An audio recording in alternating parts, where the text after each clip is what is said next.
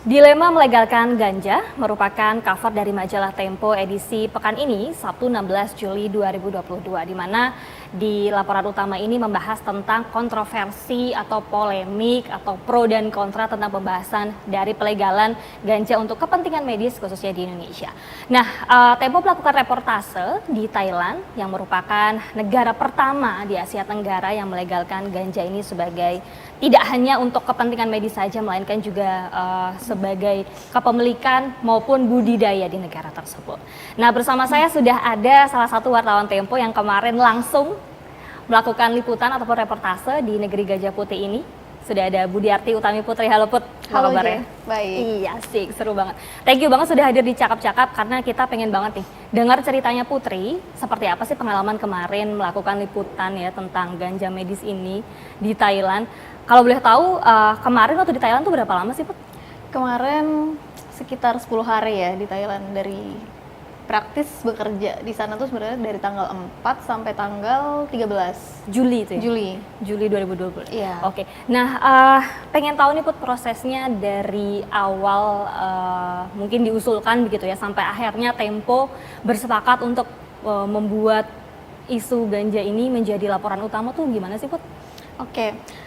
Sedikit cerita ya. Jadi kalau di desk-desk yang ada di Tempo itu kan biasa untuk brainstorming usulan, brainstorming isu, dan kemudian memikirkan lah kita mau menulis apa ya gitu. Nah, itu bisa datang dari reporter, bisa datang dari redaktur. Nah, untuk ganja medis ini memang ketika itu datang dari editor kami, redaktur kami. Dia berpikiran kalau kayaknya menarik nih untuk mengangkat tentang ganja medis. Satu, dia pernah ke Belanda gitu, pernah ke Amsterdam dan melihat bagaimana di sana ganja legal. Dia punya referensi itu gitu. Yang kedua, di Indonesia sendiri juga belakangan ini kan ada desakan ya, ada permintaan untuk melegalkan ganja medis. Betul.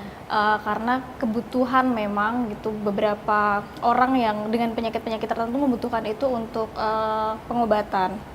Dan yang ketiga juga belum lama ini Thailand melegalkan ganja, bukan cuma ganja medis tapi ganja untuk ditanam, untuk dikonsumsi oleh warganya, dan juga dikeluarkan dari daftar narkotika kategori 5. Nah, itu menjadi newspack kemudian yang ini menarik untuk diusulkan. Kemudian Desk Nasional Majalah Tempo mengusulkannya kepada rapat redaksi menyetujui itu. Akhirnya diputuskanlah untuk mengangkat liputan ini. Nah, di Tempo sendiri untuk membuat liputan seperti ini Put, itu ada berapa orang sih yang dilibatkan? Apakah teman-teman di Jakarta saja atau mungkin daerah lain sampai akhirnya kemudian Putri dikirimkan langsung ke Thailand, itu gimana sih? Melihat apakah satu liputan itu melibatkan banyak orang yang di Jakarta atau di luar Jakarta, biasanya tergantung kebutuhan ya. Nah, untuk liputan soal ganja ini 4 reporter dari tim nasional Majalah Tempo semuanya terlibat. Kemudian saya yang dikirim ke Thailand untuk mereportase dari sana. Itu kan hampir sebulan setelah resmi. Aturannya tuh diumumkan sebenarnya Februari tahun ini tanggal 9, kemudian baru mulai resmi berlakunya efektifnya 9 Juni. Nah, itu kan hampir sebulan setelah 9 Juni untuk melihat seperti apa sih di sana setelah legalisasi ganja, boleh ditanam, boleh dikonsumsi itu kayak gimana gitu. Nah, makanya saya dikirim teman-teman yang lain menulis dari Jakarta, meliput dari Jakarta.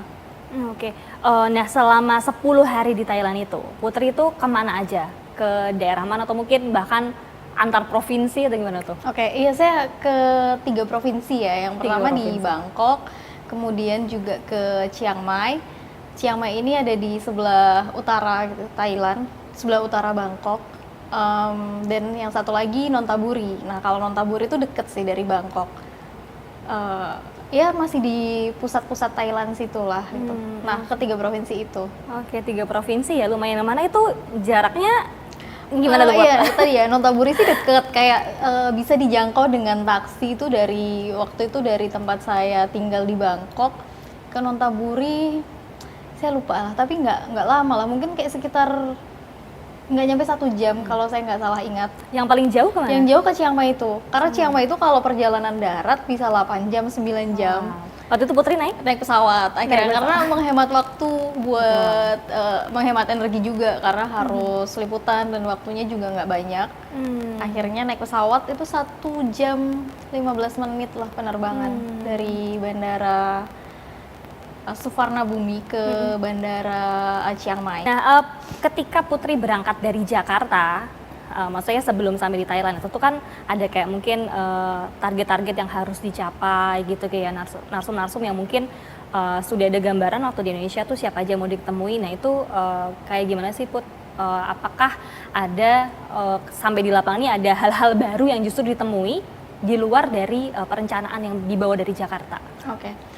Perencanaannya yang pertama memang jelas karena sudah jauh-jauh ke sana harus mereportase ya, harus melihat ya kalau di sana ada legalisasi ganja, kemudian seperti apa ganja dijual misalnya, seperti apa orang mengkonsumsi ganja untuk rekreasi, untuk merokok ganja itu seperti apa di sana. Kemudian juga melihat pertanian ganja itu yang diminta ya kurang lebih seperti itu, dan juga diminta untuk mewawancarai Menteri Kesehatan karena memang dia yang memimpin dan punya ide untuk melegalkan ganja di Thailand. Partainya sih, Partai Bumjatai namanya. Meskipun udah baca di banyak media kalau oke, ganja legal di Thailand tetapi merokok sembarangan masih nggak boleh gitu karena itu bisa mengganggu ketertiban publik gitu, bisa mengganggu orang lain dan bisa dihukum. Nah, tapi ketika melihat langsung ke sana, ternyata memang nggak ada orang yang merokok sembarangan juga. Artinya gitu. tertib gitu ya? Artinya mungkin orang juga sudah aware di sana bahwa ya tidak boleh mengganggu orang lain meskipun ini legal. Gitu. Ada kafe memang yang saya melihat ada orang merokok ganja di sana gitu, tapi itu sedikit dari banyak tempat yang saya datangi. Ini Jadi daerah mana, Put? special case ini di Bangkok juga sih. Bangkok, Di ya. Bangkok juga di satu kafe gitu. Tapi di kafe-kafe lain saya nggak melihat itu gitu. Bahkan di Jalan Kaosan yang itu terkenal dengan turis mancanegara, banyak backpacker datang ke sana. Atau kebetulan aja saya juga nggak tahu ya. Tapi saya ke sana 2 kali dan nggak melihat itu sih. Oke, ini yang Putri lihat tadi itu warga asing atau orang Thailand atau gimana? Itu foreigner sih, turis foreigners. asing. Oh, oke, luar biasa. Nah, apa aja nih tantangan yang Putri temui waktu di sana? Mungkin kayak misalkan kendala bahasa atau ada kendala yang lain nih? Kendala banget ya, kendala bahasa gitu. Karena ya Thailand mungkin kendala bahasa itu nggak terlalu jadi problem juga kalau misalnya aksaranya tuh Latin gitu kan, tapi mereka bahasa Thai dan aksaranya pun berbeda gitu. Itu tantangan tersendiri karena sekilas misalnya saya mau riset aja ya, riset berita-berita lokal gitu, itu juga cukup sulit karena kadang-kadang di media-media yang berbahasa Inggris infonya banyak banget sebenarnya, berlimpah gitu, tapi saya percaya juga bahwa berita-berita lokal gitu yang berbahasa Thailand kadang juga punya informasi yang lebih dalam, yang jeli gitu, yang kadang nggak ada di media-media yang mainstream gitu. Nah itu masalah bahasa. Kemudian Tapi apalagi ya, bahasa dengan sih, masalah yang paling bahasa tadi, besar. Putri ada bantuan siapa nih? Saya dibantu oleh 2 translator yang memang nggak full time sih. Saya cuman didampingi mereka tuh 2 hari. 1 orang saat ke Chiang Mai itu, saat saya mereportase satu perkebunan ganja punya universitas di sana. Dan itu memang tepat ya karena pengelolanya memang hanya berbicara bahasa Thai. Dan yang kedua, saat saya pergi ke Herbal Expo, ini juga keputusan yang tepat karena meskipun narasumber yang memang saya udah janjian di situ itu bisa berbahasa Inggris, tetapi di situ saya bisa dapat narasumber lain nih, orang-orang yang datang ke satu stand gitu, pengobatan tradisional Thailand dan meminta untuk dikasih minyak ganja gitu. Itu orang-orang sekitar, orang-orang Thailand yang hanya berbicara bahasa Thai juga gitu, dan itu tepat karena saya didampingi oleh translator yang bisa bantu untuk wawancara. Sisanya Putri jalan Sisanya sendiri, jalan reportase sendiri ya? aja. Baik. Begitu. Nah, Put, menurut pengakuan narasumber yang ditulis Putri itu, untuk informasi bagi pemirsa yang ingin membaca lebih detail fakta-fakta apa saja ditemukan oleh Putri di Thailand, bisa langsung membaca di majalah.tempo.com maupun bisa membeli majalah cetaknya. Nah, Put, tertulis di laporan utamanya Putri ini bilang bahwa narsum-narsum di sana ini banyak yang mengaku terdampak positif ya dari penggunaan ganja medis itu. Emang apa aja sih Put yang penyakit-penyakit yang mereka cerita tuh benar-benar bisa apa ya terminimalisir mungkin rasa sakitnya? Iya. Ada beberapa cerita ya dari narasumber gitu, dan yang saya lihat juga bahwa orang Thailand ini nggak asing sebenarnya dengan ganja. Kalau mereka melihat ke sejarah gitu, ke tradisi mereka, ganja ini sudah dipakai sejak zaman Raja Narai. Itu sekitar abad ke-16. Jadi ya. ada faktor kultural yang kemudian bikin saya berpikir, oh nggak heran juga kalau kemudian mereka nggak kaget gitu, nggak asing lah dengan ganja. Nah, beberapa orang itu cerita bahwa ya mereka sudah mengkonsumsi ganja sejak lama. Ada yang bilang untuk dikonsumsi dalam makanan, untuk sayur bahkan gitu ya. Terus untuk bikin cookies itu ditambahkan daun ganja misalnya.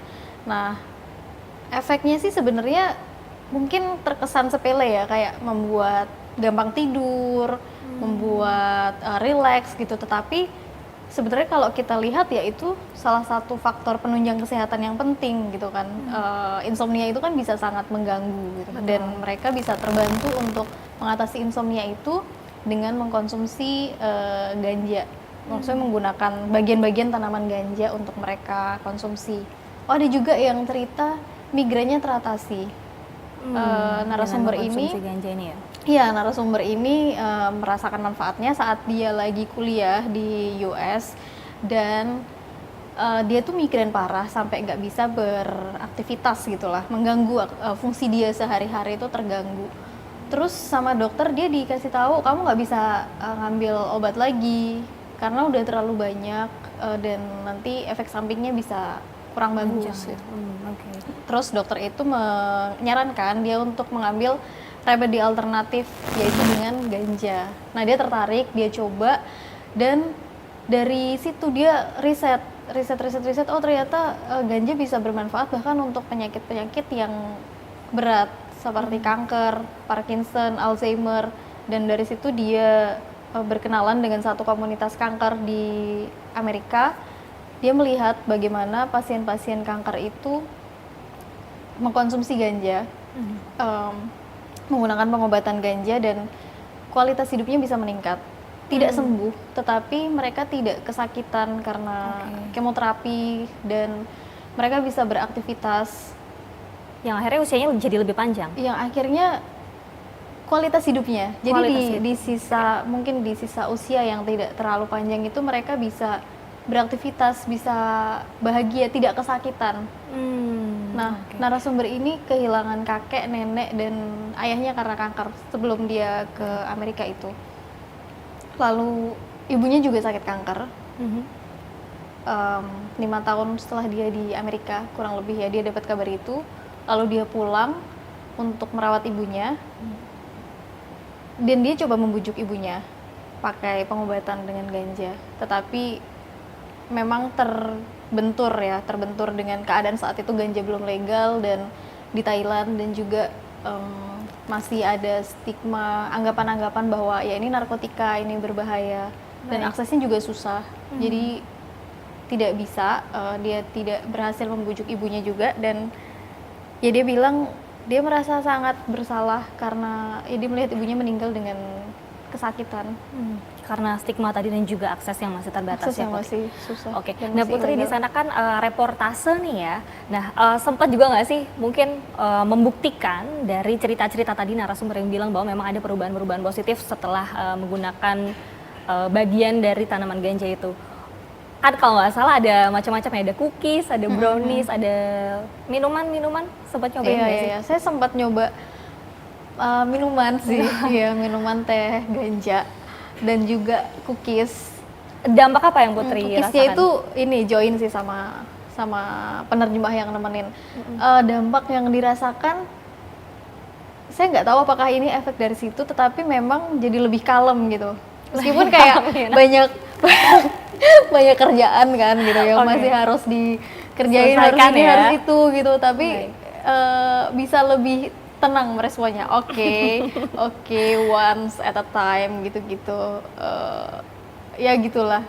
Saya nggak tahu itu efek apa gitu. Oh, baik. Nah, tapi di luar itu semua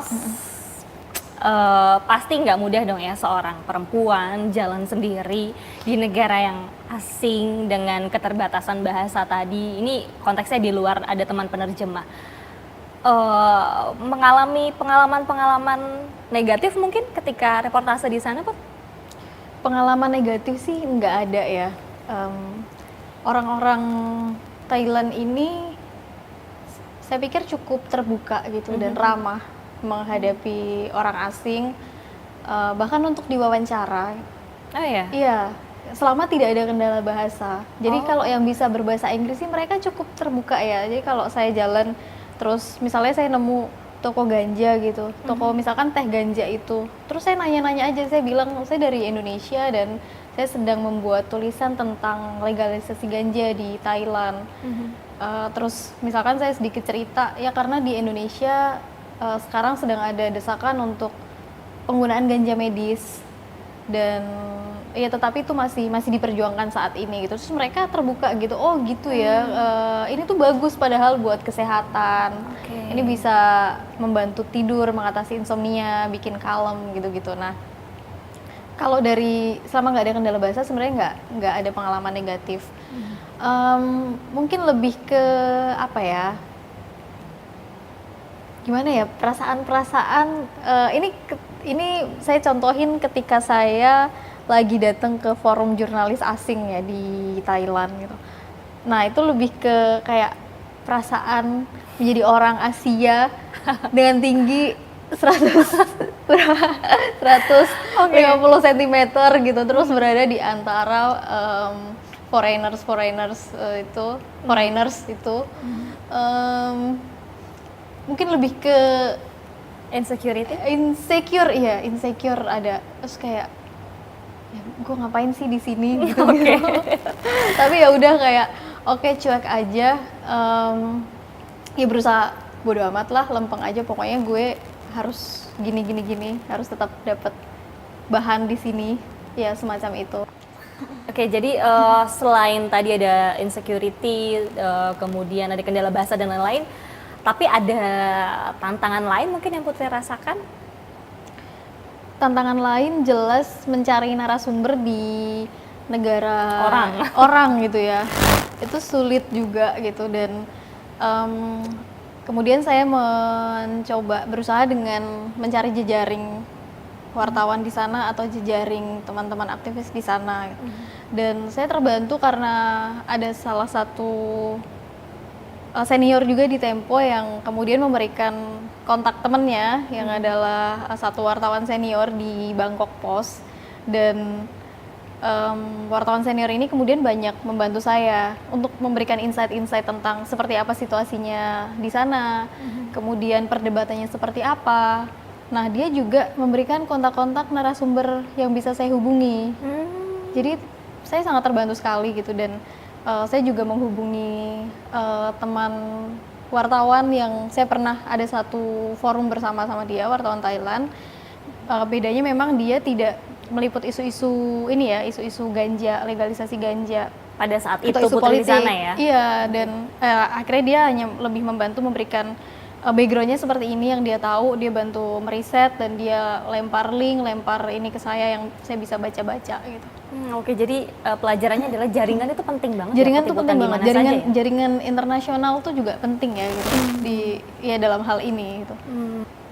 Saat Putri reportase di sana, kalau nggak salah tadi sempat cerita soal Khao San Road, di mana Putri sempat 2 kali ke sana tapi tidak menemukan warga yang nggak tertib gitu. Itu memang betul-betul terbukti di wilayah Thailand. Maksudnya Khao San ini hanya salah satu contoh atau mungkin di wilayah lain? juga bisa menggambarkan bahwa Thailand tuh cukup tertib dan memang sudah cukup siap untuk regulasi seperti ini. Oke. Di Jalan Kaosan itu saya bilang saya nggak tahu ya kalau di waktu lain ternyata ada gitu. Nah, tapi saat itu memang saya nggak menemukan. Jalan Kaosan ini sebenarnya cuma 400 meter ya panjangnya. Bukan wilayah yang besar Bukan gitu ya? wilayah yang besar gitu. Itu memang pusat hiburan gitu ya, kayak ya tempat-tempat yang menjadi tujuan para pelancong mancanegara. Ada tempat-tempat hiburan di situ, bar, kafe, resto. Di sekitarnya juga banyak hotel-hostel. Nah, ini terkenal lah, ini Jalan Kaosan ini terkenal. Dan kalau penjual ganjanya saya menemukan. Jadi di jalan sepanjang 400 meter itu ada beberapa penjual ganja yang dipakai meja-meja gitu mereka. Maksudnya kayak pedagang kelontong tapi Iya, ganja kayak gitu pedagang ya? kaki lima. Pedagang kaki lima, Pedagang oke. kaki lima Di pinggir gitu. jalan ya Di artinya pinggir ya? jalan. Ada juga yang bar yang menawarkan misalkan kayak dia masang kayak kertas gitu ya, keterangan bahwa apa namanya bisa, sebenarnya bukan bisa ya, tapi misalkan smoke joint yang udah dilinting itu berapa baht gitu. Nah, saya sempat nanya bisa kalau orang mau merokok di sini gitu, dan dia bilang bisa gitu. Tapi saya sempat ngintip gitu, nggak ada yang ngerokok juga sih di dalam bar itu.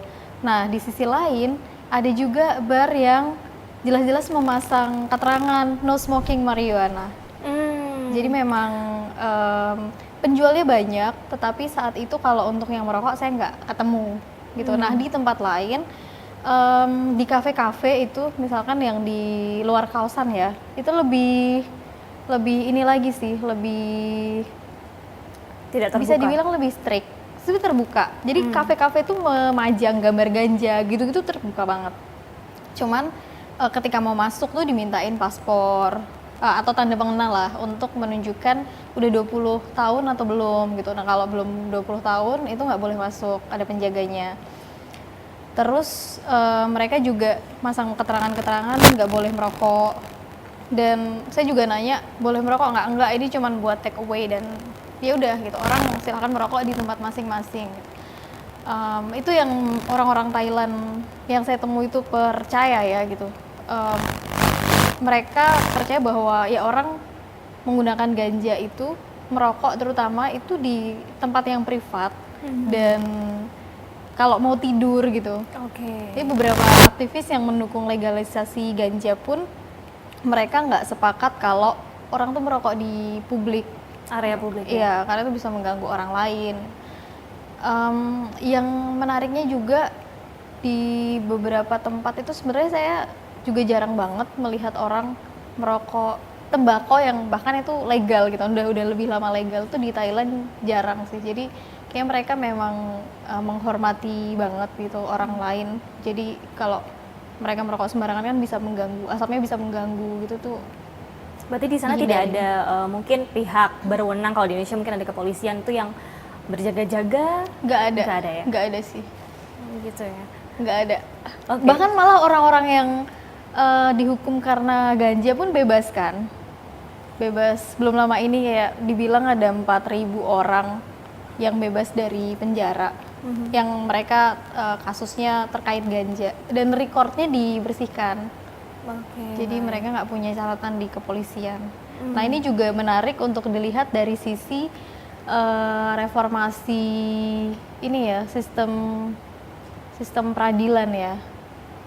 Iya, justice system reform itulah. Itu kan juga jadi kritik ya, masalah overpopulasi penjara dan kasusnya karena ganja gitu-gitu. Orang memiliki ganja sedikit masuk ke penjara. Nah, menurut mereka itu nggak perlu lah gitu, karena orang menggunakan itu untuk kesehatan. Itu ya, suara dari para aktivis begitu ya? Iya. Oke, baik Put, kembali ke pengalaman liputan tadi. Nah, 10 hari aku nggak tahu, aku tuh dengar juga bahwa Putri katanya harusnya nggak 10 hari nih, tapi memang karena satu dan lain hal akhirnya diperpanjang liputannya. Itu karena apa, Put?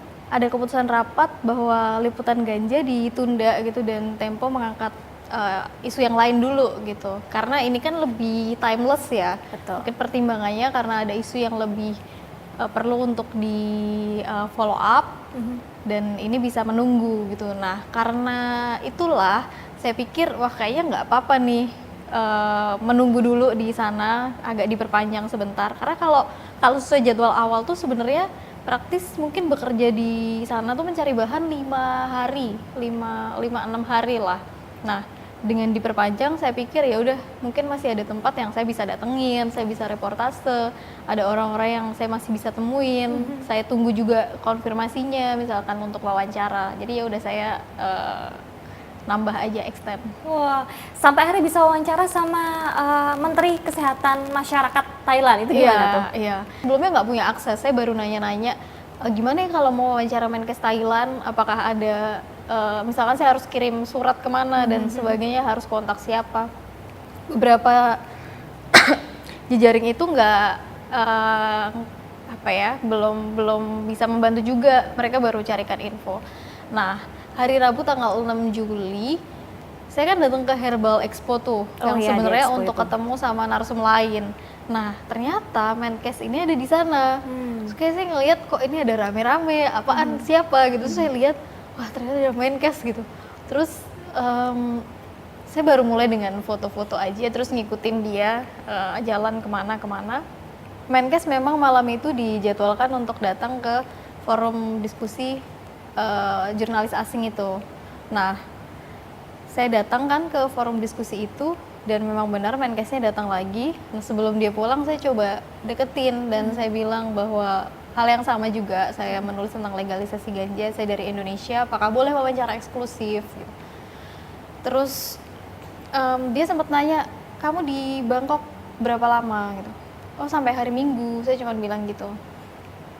Dia bilang oke, saya akan cari waktu gitu. Nah itu persetujuan dia yang pertama, persetujuan dia gitu. Terus akhirnya dia nyuruh satu staffnya untuk tukeran nomor sama saya gitu. Dan akhirnya saya lebih banyak berkomunikasi sama staff ini gitu, sampai akhirnya bisa minta untuk wawancara yang di hari Rabu itu. Karena memang saya coba kontak-kontak dia, birokrasi juga ya, kemudian orang lain menghubungi saya dari Kementerian Kesehatan itu meminta surat, sudah saya kirim suratnya tetapi belum ada kabar juga.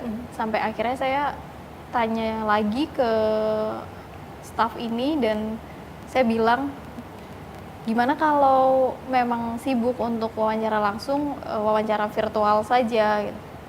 Saya pikir ya di satu sisi mungkin kayak sayang ya karena saya udah di sana dan masih di sana gitu. Betul. Tapi daripada nggak dapet sama sekali, akhirnya saya tawarkan opsi itu dan dia bilang oke, telekonferensi gitu sih. Oke. Panjang ya prosesnya. Panjang dan itu memang kayak butuh saya nekat aja gitu ketika pertama kali misalnya saya coba tanya ke ajudan itu gitu, dan kedua saya nanya ke Menkesnya langsung. Baik, tapi akhirnya dapat ya Put ya? Akhirnya dapat sih, untungnya. Baik. Nah, ini aku ngobrol secara general aja ya. Nah, kalau di Laput yang soal ganja medis ini, aku baca salah satu tulisan bahwa reporter Tempo juga mewawancari beberapa narasumber, tapi ini posisinya di Indonesia nih. Masyarakat ini menggunakan ganja memang betul-betul untuk kebutuhan medis. Nah, gimana sih caranya wartawan Tempo itu bisa menemukan narasumber yang kemudian mau terbuka untuk diwawancara, bahkan mau sharing banyak meskipun dia sebetulnya juga harus menutupi identitasnya sendiri kan? Itu gimana sih Put? Oke. Kalau kita ingat ceritanya Fidelis dulu gitu yang menanam ganja untuk istrinya, kemudian dia dipenjara. Nah, tapi artinya ada orang-orang seperti itu, dan karena wartawan Tempo berteman dengan banyak orang, itu kadang dari pertemanan-pertemanan itu kita dapat informasi itu gitu, dan informasinya bisa jadi sebenarnya kami tahu udah lama gitu, karena ya itu tadi karena pertemanan, cerita-cerita, tahu informasi itu gitu, dan kita nggak pernah sadar bahwa informasi yang kita punya itu bisa membantu kita di kemudian hari sebenarnya. Jadi gitu aja sih. Dan itu terjadi dengan banyak isu lain. Oh, baik. Itu tadi ya, Tempo tidak mengungkap identitas narasumber atau identitas atau informasi-informasi lain yang kira-kira bisa menggiring kepada mereka. Jadi Oke, jadi itu komitmen jadi Tempo bukan ya? cuma nama ya, bukan cuma nama, tetapi juga informasi-informasi lain yang jangan sampai ini membuka identitas diri mereka. Dan merugikan narasumber itu sendiri Iya, ya pada akhirnya iya. ya. Oke. Nah, sekarang saat kita sedang melakukan tapping ini kan posisinya majalah Pekan ini baru saja terbit beberapa jam yang lalu. Jadi kita belum tahu nih kira-kira seperti apa respons masyarakat terhadap laporan utama Tempo edisi Ganja Medis ini. Nah, tapi Put, sebetulnya seperti apa sih sikap Tempo terhadap isu ini? Oke, tentu sikap selengkapnya bisa dibaca ya di editorial majalah Tempo yang edisi pekan ini. Tapi kalau saya bisa kasih bocoran sedikit, Tempo dalam editorialnya berharap bahwa Kementerian Kesehatan tidak ragu untuk melegalkan ganja medis karena penggunaan ganja medis ini menjadi kebutuhan dan desakan untuk melegalkannya sudah berlangsung lama. Betul. 2 tahun sudah ada judicial review ya dari KMK. ibu dari anak-anak yang ke MK, dari ibu dari anak-anak yang mengidap cerebral palsy dan mereka merasa bahwa ganja ini bisa membantu anak-anak mereka. Dan tentu saja harus diriset terlebih dulu, dikaji terlebih dulu, dipertimbangkan plus dan minusnya. Sudah ada banyak riset di berbagai negara dari banyak pakar dan juga bisa melihat dari Thailand yang melegalkan ganja, mereka pun prosesnya juga Tidak sebentar ya? Iya, nggak bentar. Mereka memulai dari 2018 itu ganja medis terlebih dulu, kemudian baru setelah itu ganja secara keseluruhan ya untuk bisa ditanam gitu. Dan mereka kenapa sampai pada keputusan itu juga karena meyakini manfaatnya untuk medis dan juga untuk kesehatan orang-orang di level rumah tangga. Itu orang bisa mengkonsumsi itu sehari-hari agar lebih sehat, lebih bugar, bisa tidur lebih nyenyak gitu. Jadi saya pikir itu bahwa pintu untuk risetnya harus dibuka, harus dengan kacamata yang terbuka tadi ya. Oke, baik. Thank you banget Putri atas obrolannya hari ini ya. Mudah-mudahan polemik ini atau kontroversi ini tuh bisa menemukan jalan yang terang ya Put, bisa membawa manfaat bagi semua pihak yang terbaik apapun itu. Thank you banget sekali lagi Put. Kita ketemu di episode lainnya, di lapor-lapor lainnya ya.